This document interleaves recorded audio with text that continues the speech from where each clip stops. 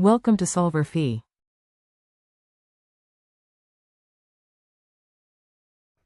In this problem, we have light shining through three separate materials, each with a different index of refraction, N1, N2, and N3. We can see in this diagram that the light can take two different paths to enter N3, or material 3. As a result, because there's a path length difference between these two rays, they're going to come out phase shifted in general. And in this problem, they want us to find what wavelength of visible light will result in a phase shift that gives complete destructive interference. So that means that the phase shift will be exactly half a wavelength.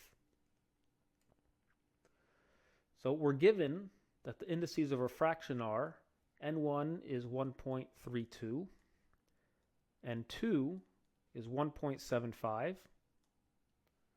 and N3 is 1.39. We're also told that the thickness of the middle layer, labeled L, is 325 nanometers. So, like we said, the extra distance traveled by this second ray here, which is labeled R4, is going to be twice this thickness L. We can see it goes once back to the left and then once forward again to the right. So we have that 2L, which is the extra distance traveled, must be a half multiple of the wavelength. So if the wavelength is lambda, but really what we want is the wavelength in this material. So if lambda is the vacuum wavelength, then the wavelength in the material is going to be lambda over the index of refraction, which is N2. And we want half a multiple of this, so we can write that as m minus 1/2, where m is an integer.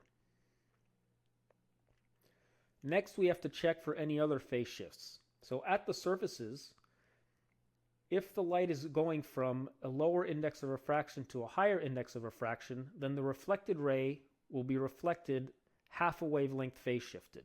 So we have to account for that at these surfaces.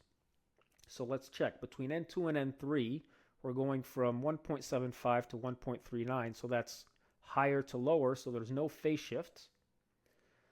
And from N2 to N1, we're going from 1.75 to 1.32, and that's also higher to lower, so there's no phase shift here, so there's no extra accounting of phase shifts to this equation that have to be considered. So this equation is correct, and we can just solve for lambda, the wavelength. So bringing the N2 to the other side and divided by m minus 1/2, we get that lambda equals 2 N2 times L over m minus 1/2, which if we plug in the numbers, the numerator works out to be 1137.5 nanometers. And this is still divided by m minus 1/2. And remember, m is an integer. And we want a wavelength that's in the visible spectrum. So there's a different wavelength for each integer. So multiple wavelengths will satisfy this condition of destructive interference. Visible wavelength ranges from 400 to 700 nanometers. So we need the m's that give us a wavelength in this range. So let's just try plugging in different values of m.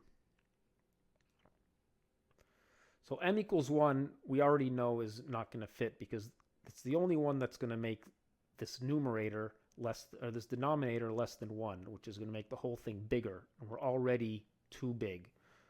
But I'll just write it down. So m equals 1.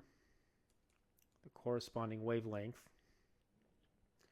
is going to be 2,275 nanometers, which is not in the visible spectrum.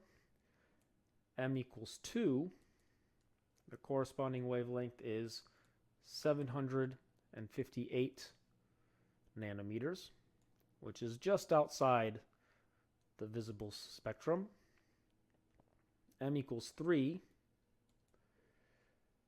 gives us a wavelength of 455 nanometers, which is just inside the visible spectrum, so that works.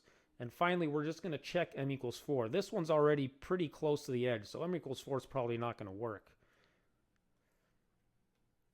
But we just want to check to be sure. M equals 4 gives us a wavelength of 325 nanometers, and that is outside the visible spectrum. So the only wavelength that fits here, the only one that's in the visible spectrum, is 455 nanometers.